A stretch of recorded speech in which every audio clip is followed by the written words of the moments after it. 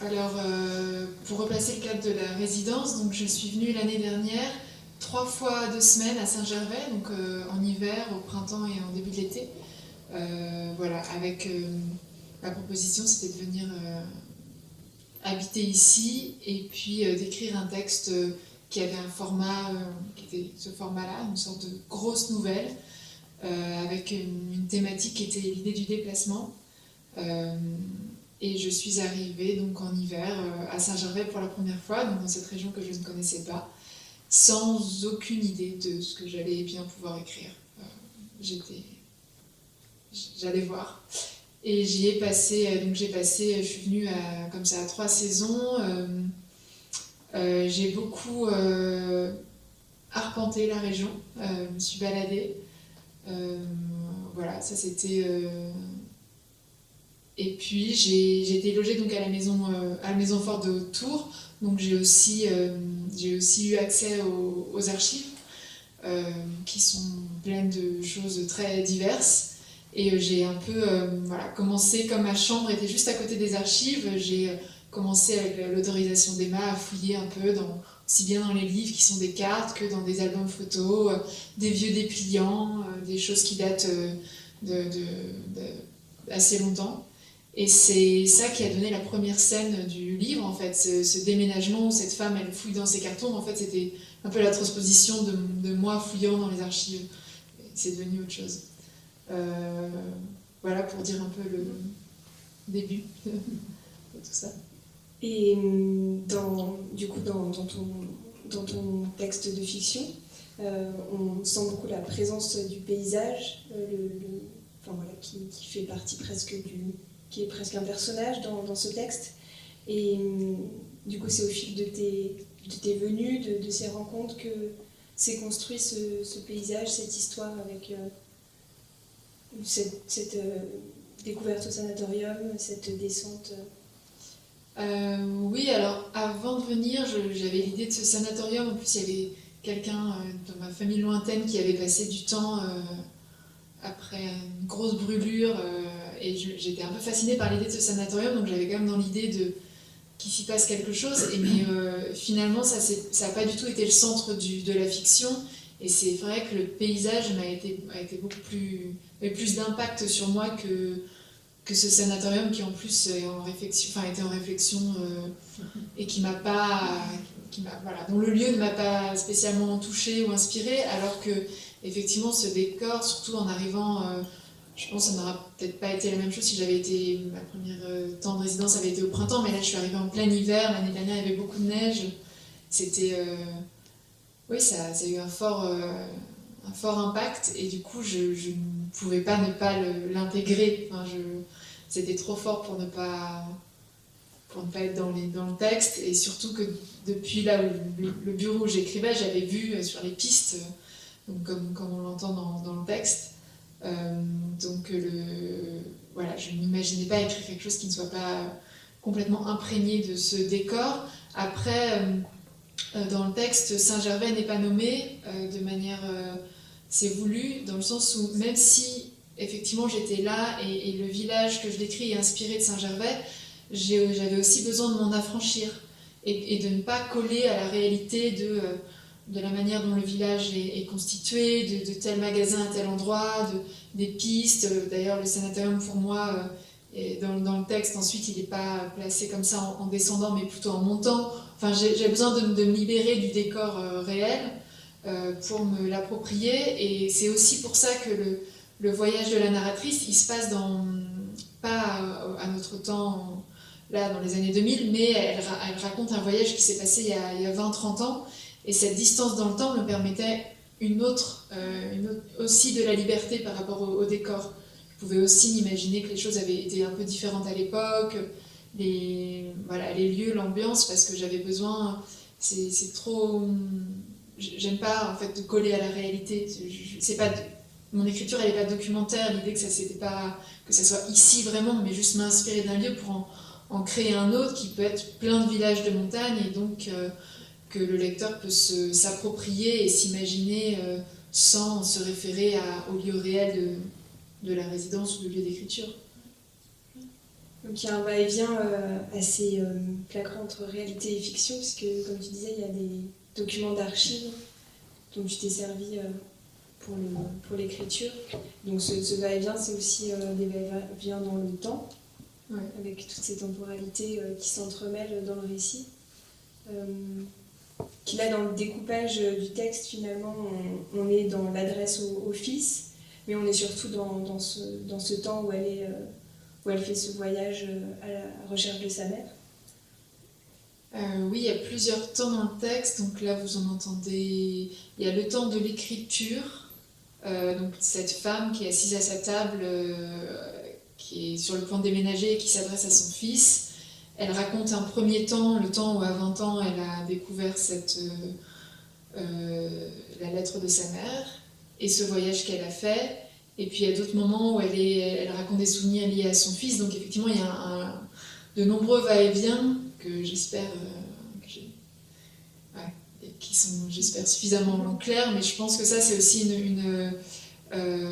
dans mes autres textes, il y a aussi ça, souvent des va-et-vient dans plusieurs temporalités, et je pense que ça c'est une manière qui m'est propre, en tout cas personnelle, d'écrire ou de penser avec cette chose qui fait qu'on est dans le temps présent, mais que qu'en nous, il y a toujours toutes ces strates de passé et aussi de projection. On est à la fois dans le présent, mais aussi avec tout ce qu'on a déjà vécu qui fait ce qu'on est aujourd'hui.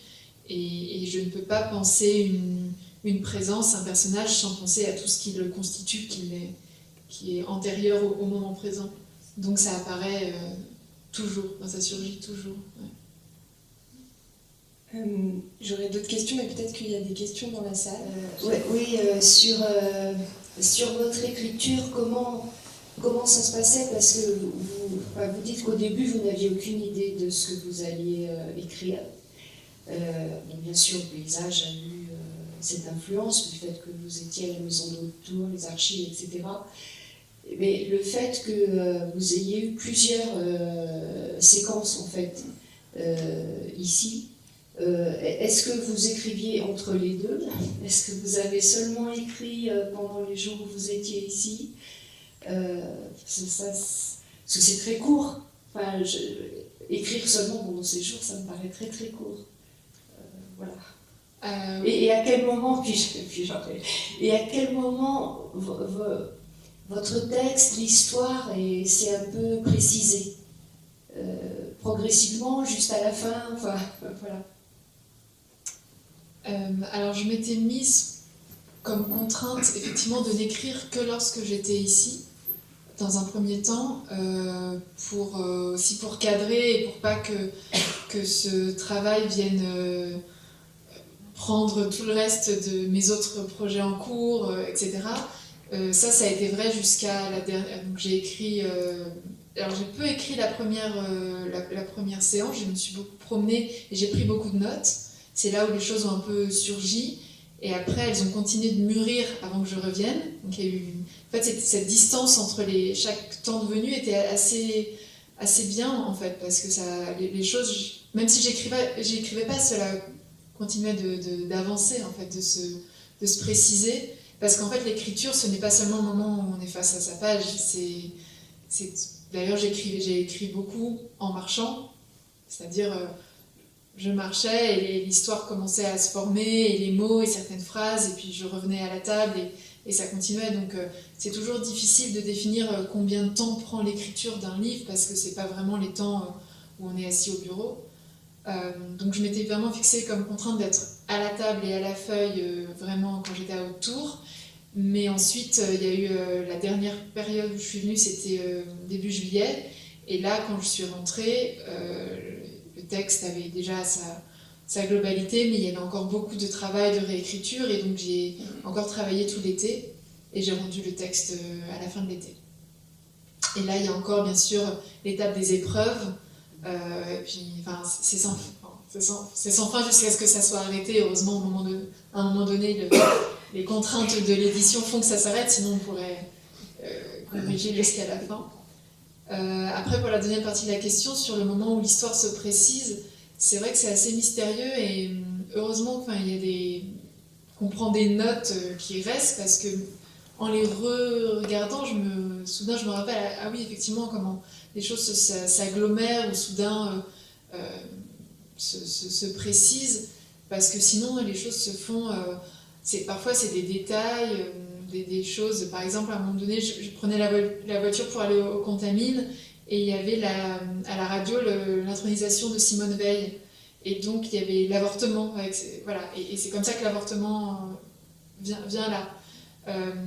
Au début, l'adresse c'était plutôt une lettre à la fille, et puis j'ai eu une rencontre avec des élèves du lycée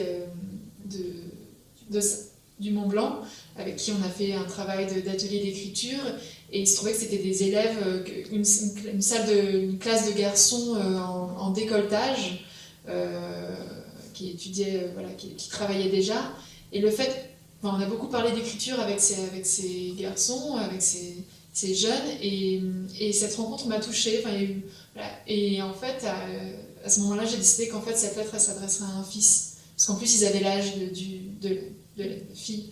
Donc voilà, il y a plein de choses qui sont assez mystérieuses. Après, il y a la narratrice, quand bien même elle n'a pas mon âge, il y a plein de choses de mon expérience à Saint-Gervais qui sont transposées. Par exemple, le fait qu'elle soit ni locale, ni quelqu'un qui soit venu faire du ski. Elle est là au milieu, un peu comme un cheveu sur la soupe, au milieu de ces locaux, de ces vacanciers, et je me sentais un peu comme ça. J'avais pas vraiment de statut dans ce village où soit on habite ici, soit on vient passer des vacances, mais moi j'étais là pendant 2 semaines, seule, à errer, enfin on me voyait beaucoup dans le village, j'imagine, à me promener, à regarder, et donc j'avais, voilà, son statut à elle aussi qui est peu défini et qui est un peu à l'écart, c'est un peu le mien lors de l'expérience. Donc voilà, il y a des choses qui opèrent comme ça, des déplacements, comme la scène de la fouille dans les archives qui devient la scène du déménagement.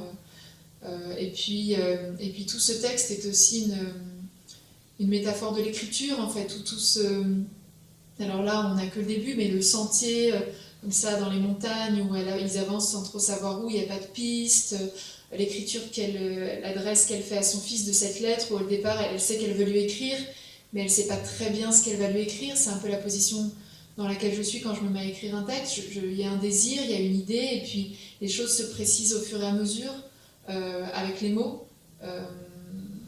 Voilà, et puis l'écriture, c'est aussi pour moi une adresse, dire l'adresse qu'on fait à quelqu'un, qui n'est pas forcément définie, mais il y a quand même voilà, quelqu'un, ça peut être précis, mais ça peut être juste un lecteur.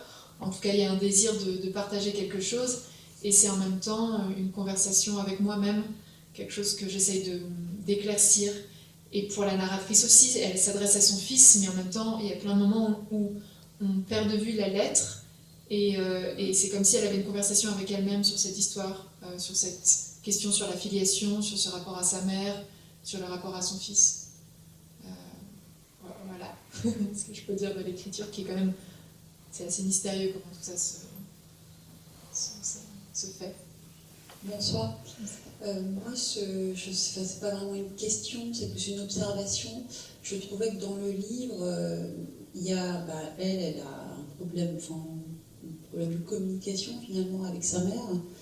Elle-même a coupé la communication avec son fils. Le père de la narratrice, il me semble aussi absent. Et son mari est mort. En fait, je me demandais finalement les liens familiaux qu'il y a aussi dans cette famille. Enfin, la communication, comment se déroule la communication en fait entre vos personnages. Oui, bien en fait, effectivement, je pense que c'est une question qui est au cœur de ce texte, mais de peut-être beaucoup de mes textes, de la communication et de ce qu'on a du mal à se dire, ou en tout cas du rapport qu'on a avec, peut-être qui me semble assez paradoxal et complexe, du rapport à la famille, et comment les gens qui nous sont les plus intimes, certaines médias en tout cas les plus proches, avec qui on a partagé le plus de vécu, enfin, jusqu'à un certain moment, peuvent nous être aussi les plus étrangers, les plus distants, les plus lointains ou les plus inconnus, parce que, pour mille raisons, mais parfois parce que la communication est compliquée, parce qu'on prend peut-être pour acquis le fait de les avoir proches de soi et qu'on ne fait pas l'effort, on ne sait pas comment, on oublie que ce sont voilà, des autres et qu'on ne les connaît pas. Et je pense que c'est un sujet qui m'occupe pas mal. Et qu'effectivement, c'est aussi pour ça que dans le texte, quand on entend le rapport à l'écriture, donc tout passe par... Elle a reçu une lettre de sa mère, elle écrit à son fils, et que les cris pour la narratrice de ce qu'elle a reçu et puis de ce qu'elle essaye de transmettre, c'est une manière de réparer ou de conjurer cette difficulté à communiquer. Et avec, quand elle dit, voilà, il y a des choses elle réalise qu'il y a des choses qu'on ne peut dire qu'à l'écrit, c'est aussi que la parole peut être compliquée parce qu'il y a de la pudeur, parce que les mots, on peut pas toujours... les mots, ça sort assez naturellement, on n'a pas forcément le temps de les choisir, il y a quelque chose de très immédiat, alors que dans l'écriture, on a le temps de laisser reposer, dire des mots qui nous seraient trop difficiles à dire, voilà, puisque trop chargés. Donc il y a une sorte d'issue, en fait, par l'écriture. Un moyen, qui est peut-être le mien aussi, de dire des choses qui sont... Ouais, que je ne peux pas dire autrement, et que je cherche voilà, sur lequel je réfléchis.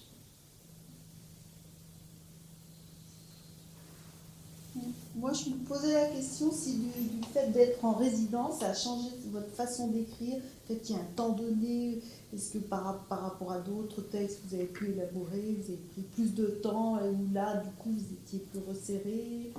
Est-ce que ça a mis d'autres contraintes par rapport à votre façon habituelle d'écrire? Ah oui, complètement. Effectivement, alors d'une part le format, c'est-à-dire c'était la première fois que je pensais à un texte où je savais qu'il fallait, donc c'était 60 000 signes, donc penser voilà, à un récit qui tienne voilà, dans ce format, un peu comme c'est un peu comme un peintre choisit son format, une miniature ou un très grand format. Là, je savais, il était désigné d'avance, et du coup, forcément, ça conditionne le texte qu'on va écrire.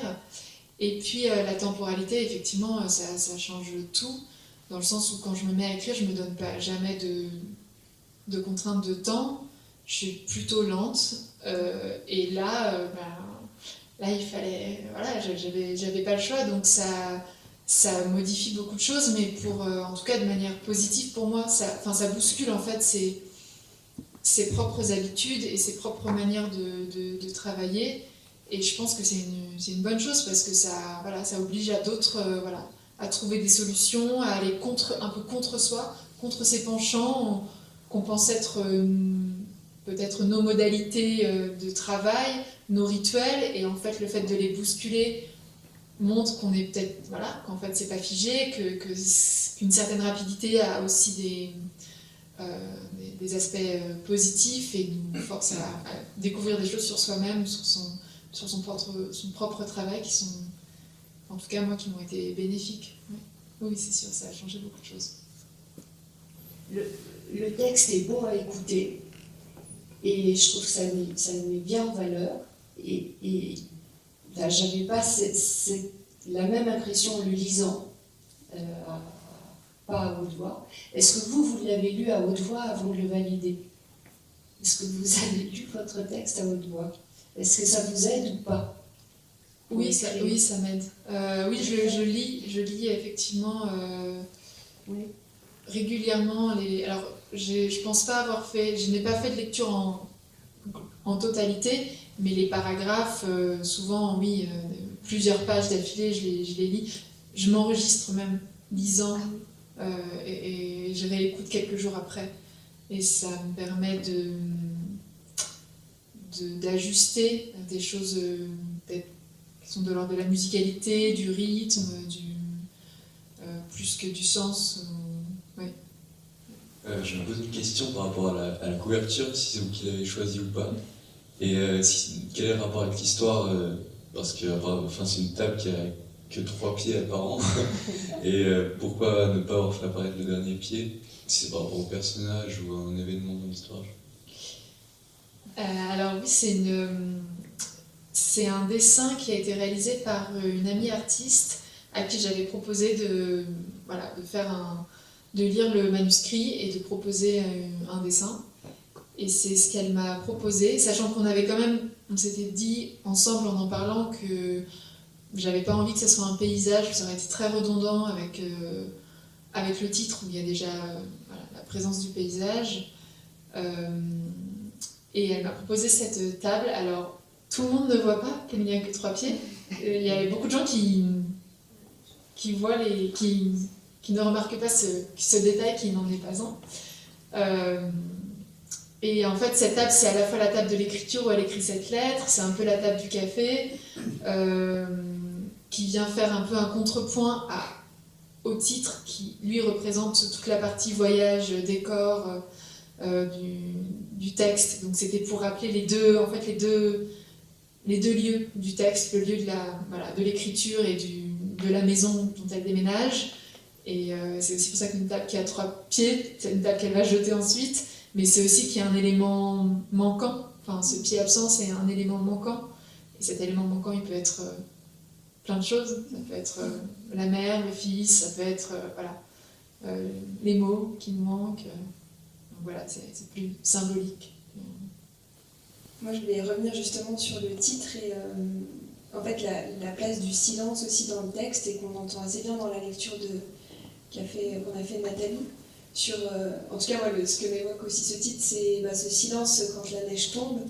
Et dans tout le récit, dans l'écriture, on voit bien c'est blanc.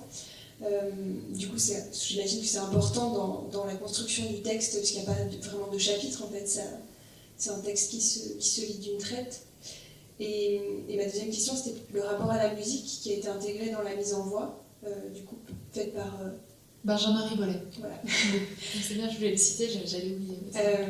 Et du coup, cette introduction de la musique dans le texte, dans la mise en voix, pourquoi? Parce que ça aurait pu aussi se faire sans. Qu'est-ce que ça apportait de plus pour toi au texte? Alors le titre, le silence, oui, le silence a été constitutif de ces moments.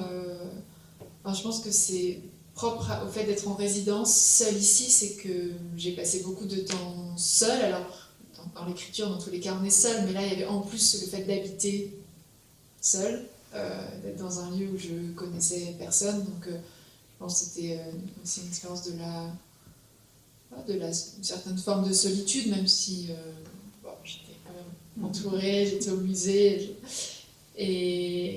Et puis effectivement ce silence du paysage, en fait. Le paysage pour moi c'est quelque chose qui est assez silencieux, même si on entend par moments les bruits. Et c'est vrai que surtout je pense que c'est le fait d'arriver l'hiver, la neige a un certain...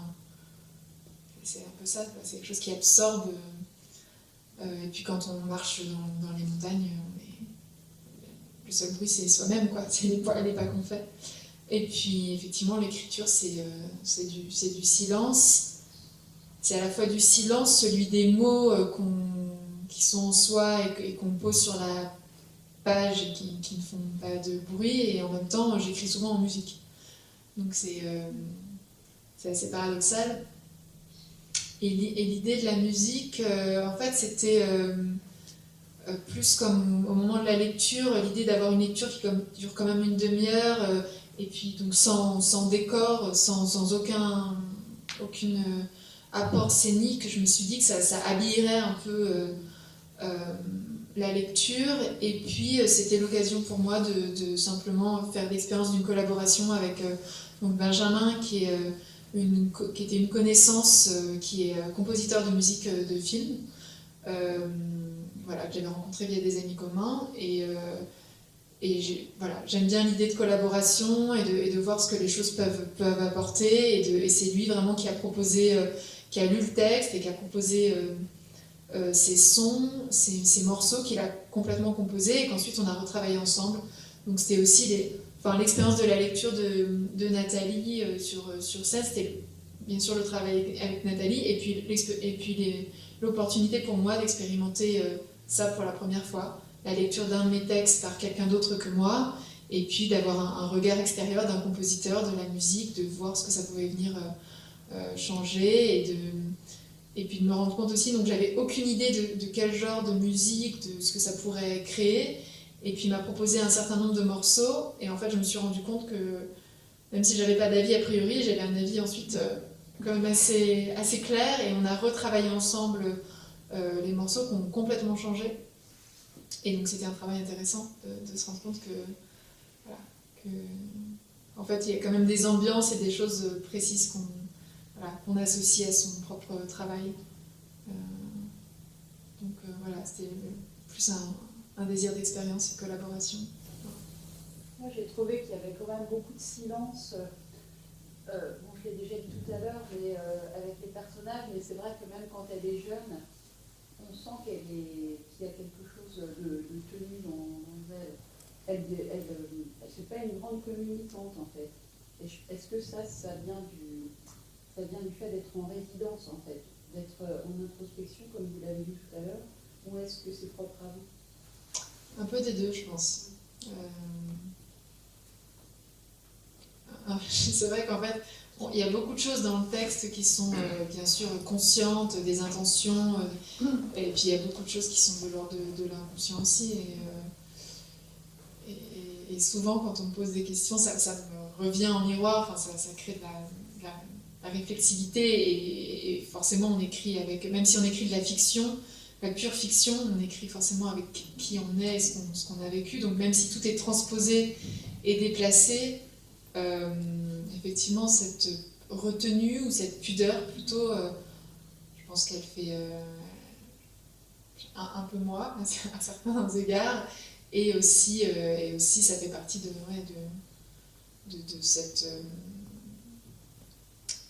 ces conditions d'écriture qui sont... on est dans une bulle, enfin, en tout cas, moi, quand j'écris, c'est intériorisé, il y a quelque chose qui est de fait, on est dans une sorte de solitude, même si dans cette solitude on s'adresse et on est accompagné par des vies multiples, par ces personnages qui deviennent complètement réels. Enfin, les personnages, une fois qu'ils existent, enfin pour moi ils existent en fait, j'en parle pas comme des personnages mais comme ils existent, tout simplement. Ils sont pas seulement de papier, quoi. On finit par on les crée, donc on les voit comme des gens qui font partie de nos vies. Dans le livre d'Éric Pessan, lui, il a terminé son livre où il s'enfuit des montagnes. Est-ce que vous, ça vous donne l'envie de vous enfuir des montagnes ou de revenir Alors moi, j'ai toujours aimé la montagne, mais plutôt la montagne en été. Et ça faisait, j'étais pas retournée à la montagne en hiver depuis peut-être 10-15 ans, et j'ai redécouvert la montagne l'hiver. Non, au contraire, la montagne bien sûr, et Saint-Gervais, enfin, j'ai vraiment développé une sorte de lien affectif avec cet endroit. Ça a été une expérience assez forte de marcher de voir le paysage sous 3 saisons différentes, de l'arpenter, de me familiariser, de l'apprivoiser simplement, puis de créer des repères, des habitudes, de rencontrer des gens. Ça crée un lien en fait. Non, pas du tout de m'enfuir. D'ailleurs, je reviens, je ne crée que des occasions pour revenir depuis que je suis partie. Donc, non, pas du tout. C'est bon. J'ai vu que vous écriviez souvent avec d'autres personnes. Alors, comment ça se passe en fait quand vous êtes plusieurs à tenir une plume? Alors, c'est des collaborations, mais c'est pas d'autres écrivains, c'est plutôt des artistes. Les autres livres qui ont été publiés où il y a des collaborations, c'est chaque fois avec des artistes plutôt plasticiens, donc qui interviennent avec des images. Donc, il y a un livre qui est sorti précédemment qui s'appelle Le Gant, qui sont accompagnés d'encre, de lithographie qu'a fait un artiste qui s'appelle Patrick Devreux, qui était en fait un de mes professeurs quand j'étais aux Beaux-Arts. Et le livre qui sort là en ce moment a été fait avec l'artiste qui a fait le dessin de la couverture du livre. Et j'aime effectivement... Ayant étudié aux Beaux-Arts, j'ai quand même un rapport assez fort et privilégié à l'image. Moi, je fais aussi de la photographie et j'ai tout un tas d'amis proches qui sont des artistes, mais plutôt plasticiens. Et ce rapport entre l'écriture et l'image, entre le lisible et le visible, m'intéresse beaucoup. Et la collaboration, donc c'est à chaque fois des échanges qui se font différemment selon le projet. Mais c'est toujours des réflexions qui viennent enrichir ma propre pratique, voilà. Soit de l'image, soit de l'écriture, soit du rapport entre les deux, de leurs qualités respectives et de leurs caractéristiques respectives, qui m'aident à mieux comprendre ma propre pratique.